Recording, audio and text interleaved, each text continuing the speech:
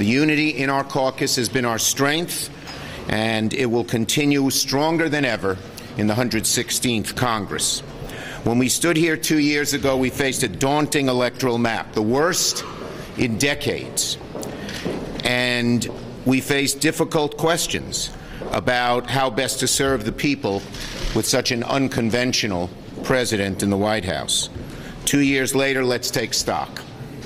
Thanks to the unity of our caucus, we beat back Republican efforts to repeal health care. 30 million people have health care because of this caucus. With the Senate map wildly tilted in Republicans' favor, we're at worst only one seat worse off than we were when we stood here 2 years ago. And if Bill Nelson wins, which I believe he has a very good chance of doing, we'll be even.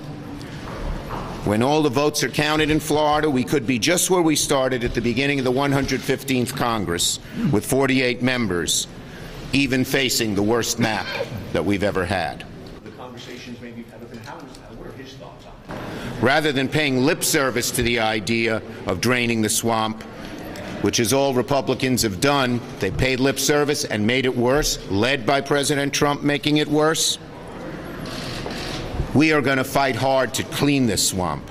The Trump administration is the most ethically challenged in history, from the president to his cabinet, and congressional Republicans have backed up that swamp all the way.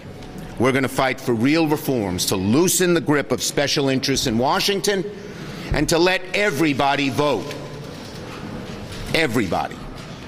Not stand in the way of people voting, which is a despicable, despicable thing for people to do. It's against the wellspring of our democracy.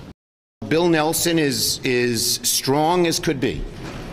He believes, I believe, he's won a majority of the votes.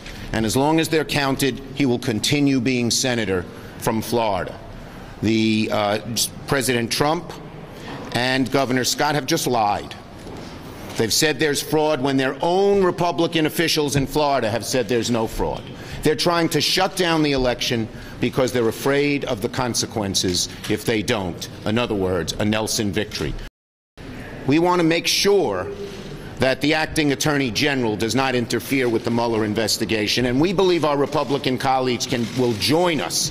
You'll see on the floor later today a bipartisan unanimous consent statement, unanimous consent request to prevent the acting Attorney General, Whitaker, from interfering.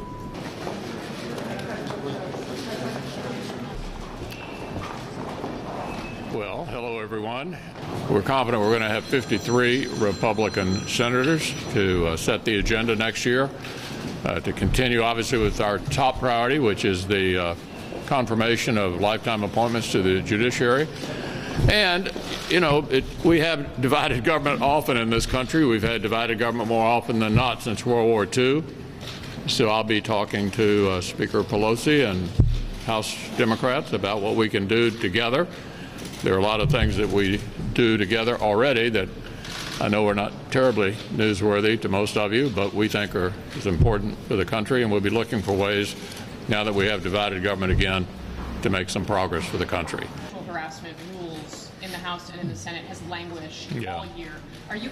There's been no indication, as you can imagine, I talk to the president fairly often, no indication that the Mueller investigation will not be allowed to finish, and it should be allowed to finish. We know how the president feels about the Mueller investigation, but he's never said he wants to shut it down. I've never heard anybody down there say they want to shut it down. I think it's in no danger, and so I don't think any legislation is necessary. Joni Ernst. Oh, Joni. Thank you. Thank you very much, John.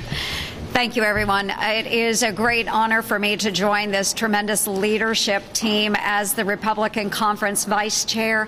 I'm looking forward to the opportunity to share our wonderful, overwhelming message of prosperity here in the United States, not only with the members of this body, but also with our fantastic constituents back home. Mr. Leader, with respect to Florida.